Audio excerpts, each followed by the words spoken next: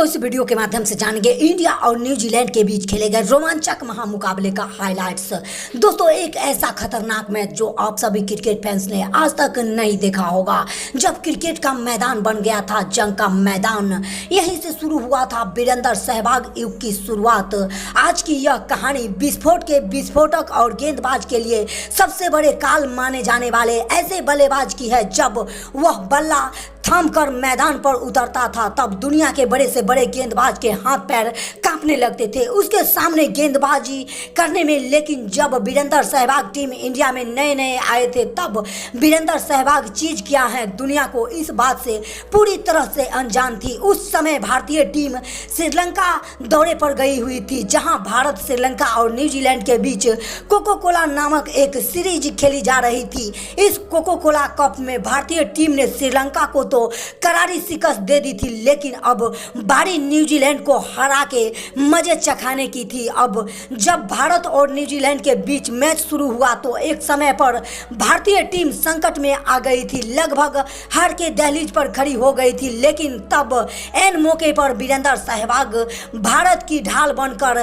खड़े हो गए थे और उन्होंने एक ऐसी तूफानी बल्लेबाजी करके वीरेंद्र सहवाग ने धमाका करके दहला उठा था पूरा न्यूजीलैंड को टुकड़े टुकड़े करके घमंडी बॉलर को मार मार कर चकनाचूर बना दिया था। गेंदबाज का घमंड चकनाचूर कर दिया था, रनों की बरसात लगा दी थी। इस रोमांचक मैच का पूरा हाइलाइट्स वीडियो हम आपको दिखाने वाले हैं, लेकिन आगे बढ़ने से पहले बीरू भैया के नाम इस वीडियो पे एक लाइक जरूर दीजिएगा। और जिन दोस्तों ने अभी तक हमारे चैनल MK स्पोर्ट्स इंडिया को सब्सक्राइब नहीं किया है उनसे भी निवेदन है, उनसे भी गुजारिश है कि हमारे चैनल MK स्पोर्ट्स इंडिया को सब्सक्राइब करना न भूले। तो चलिए वीडियो स्टार्ट करते हैं। यह साल 2001 का जहां भारत और न्यूजीलैंड के बीच एक अहम मुकाबला श्रीलंका के मैदान कोलंबो में खेला जा रहा था, जहां टीम इंडिया के लिए सबसे बड़ी समस्या यह थी कि चोट के कारण सचिन यह मैच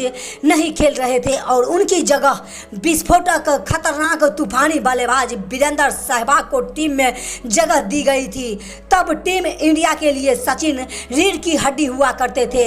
ऐसे में सचिन की टीम में न होना एक चिंता का बात था, जरूर था, लेकिन साथ ही साथ आज वीरेंद्र सहवाग की शुरुआत भी होने वाली थी। इस महामुकाबले के लिए टॉस का समय हो चुका था और दोनों टीम के कप्तान टॉस के लिए मैदान पर आते हैं और टॉस में भारत यह टॉस हार जाता है और सिक्का जो है न्यूजीलैंड के पक्ष में गिरता है और टीम इंडिया का साथ नहीं दिया और टॉस हारकर टीम इंडिया को पहले गेंदबाजी करना था। हालांकि भारत को पहली सफलता तो जल्द ही मिल जाती है, लेकिन फिर न्यूजीलैंड के मिडिल ऑर्डर में बल्लेबाज ने ताबड़तोड़ बल्लेबाजी कर न्यूजीलैंड के स्कोर को 264 रन तक पहुंचा दिया था। अब इंडिया को जीतने के लिए 265 रनों की जरूरत। आज यह टारगेट बहुत ही आसान लगता होगा, लेकिन उस टाइम के जमाने में यह स्कोर भी किसी भी टीम को जीतने के लिए काफ़ी हुआ करता था और सचिन भी टीम इंडिया में नहीं थे। यह कारण था कि 265 रनों का टारगेट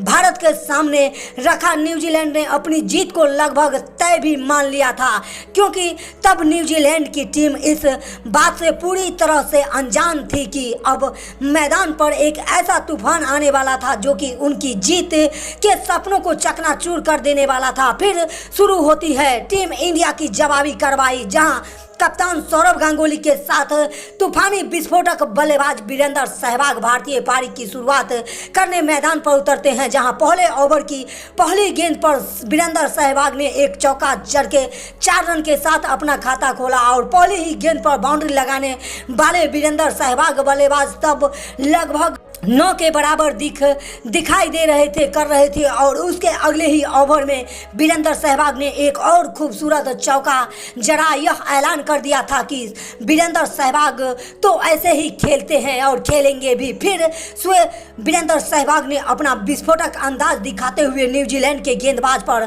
प्रहार करना शुरू कर दिया था और फिर चौथे ओवर में back to back Virender Sehwag ने 3 लगातार चौके जड़ डाले। दूसरी तरफ सौरव सौरभ गांगुली अभी तक शांत थे, लेकिन पांचवें ओवर में गांगुली ने भी एक चौका जड़ के अपना हाथ खोलना शुरू कर दिए थे। और हालांकि गांगुली ज़्यादा से ज़्यादा स्ट्राइक पर वीरेंद्र सहवाग को रखते थे ताकि पावर प्ले का भरपूर फायदा उठाया जा सके। तब पावर प्ले समाप्त हो चुका था और टीम इंडिया ने बगैर कोई विकेट खोए 72 रन स्कोर बोर्ड पर लगा दिए थे। और इन 72 रनों में 50 रन तो सिर्फ वीरेंद्र सहवाग के बल्ले से आए थे। लेकिन न्यूजीलैंड ने जो कुछ भी अभी तक देखा था वह तो सिर्फ एक टेलर था। वीरेंद्र सहवाग का असली पिक्चर तो अभी बाकी था, विस्फोट तो शुरू होना अभी बाकी था। 11वें ओवर से जहां वीरेंद्र सहवाग ने पहली ही गेंद को चौका मारकर तीसरी गेंद पर भी चौका मारा और चौथी गेंद पर भी चौका मारा और आखिरी बॉल पर भी वीरेंद्र सहवाग ने गेंद को मारा और गेंद को हवाई सैर करते हुए 6 रनों के लिए स्टैंड में जाके भेज दिया। और इसी के साथ कुल 22 रन कूद डाले थे और इस एक ओवर में 22 रन ठोक डाले थे।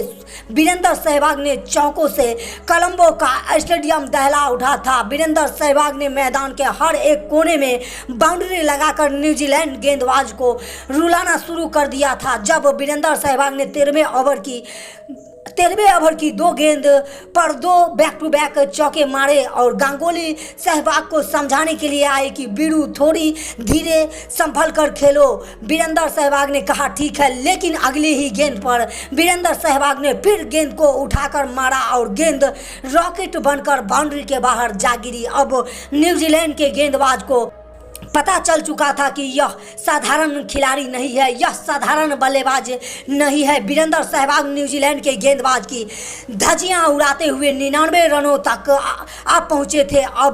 तब गांगुली ने वीरेंद्र सहवाग को फिर से समझाया कि वीरू प्रेशर में मत आओ, सिर्फ 1 रन की ज़रूरत है। और हालांकि इस बार वीरेंद्र सहवाग ने गांगुली की बात मान ली और 1 रन लेकर अपना शतक भी पूरा कर लिया था, जो सिर्फ 70 बॉल पे ही शतक लगाया था। इसके बाद 24वें ओवर की पहली ही गेंद पर वीरेंद्र सहवाग आउट हो जाते हैं। हालांकि अब ऐसा लग रहा था कि इस धमाकेदार पारी की बदौलत यह मैच पूरी तरह से इंडिया के झोली में आ चुकी थी। और दूसरी छोर पर गांगुली ने भी कप्तानी पारी खेली और वीरेंद्र सहवाग के आउट होने के बाद सौरभ गांगुली ने खेलते हुए इंडिया को यह मैच 44 ओवर में ही जीत दिला दी। तो इस धमाकेदार वीडियो के लिए आप धमाकेदार तूफानी बल्लेबाज वीरेंद्र सहवाग के लिए इस वीडियो पे एक लाइक जरूर दीजिएगा। और जिन साथियों ने हमारे चैनल MK स्पोर्ट्स इंडिया को अभी तक सब्सक्राइब नहीं किए हैं, उनसे भी गुजारिश है, उनसे भी निवेदन है कि हमारे channel MK sports India, cricket channel MK sports India को सब्सक्राइब करना न भूलें, क्योंकि क्रिकेट से जुड़ी हर एक न्यूज, हर एक अपडेट सबसे पहले देखने के लिए MK स्पोर्ट्स इंडिया को सब्सक्राइब करें, लाइक करें और एक प्यारा सा कमेंट करें। तो पूरा वीडियो वॉच करने के लिए आप सभी क्रिकेट फैंस का बहुत बहुत धन्यवाद। जय हिंद, जय भारत।